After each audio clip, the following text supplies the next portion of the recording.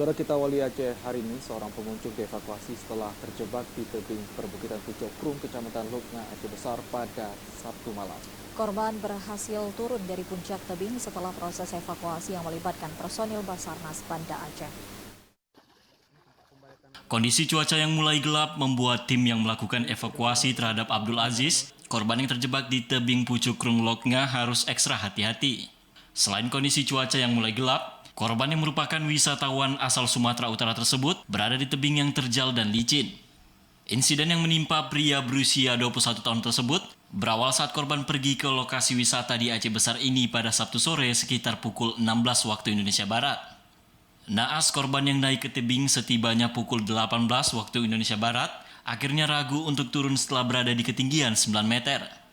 Korban akhirnya meminta rekannya untuk mencari pertolongan karena cuaca yang kian gelap. Kami menerima informasi dari seorang atas nama Murdani, rekan korban, yang melaporkan bahwa terdapat satu orang korban terjebak di tebing ketinggian Pucuk Krung, Kecamatan Luknga, Kabupaten Aceh Besar. Atas nama korban yaitu Abdul Aziz, umur 21 tahun. Berdasarkan informasi tersebut kami terima, kami langsung bergerak pada pukul 19.00 waktu Indonesia Barat dan kemudian langsung melaksanakan evakuasi di tempat pada pukul 19.30. Proses evakuasi membutuhkan waktu 1 jam. Dengan menggunakan sistem lowering, kami berhasil mengevakuasi korban dengan selamat. Tak ada korban jiwa dalam insiden ini. Personel gabungan SAR dan BPBD Aceh Besar yang tiba di lokasi berhasil mengevakuasi korban dari puncak tebing. Korban akhirnya diserahkan ke keluarga setelah berhasil diturunkan.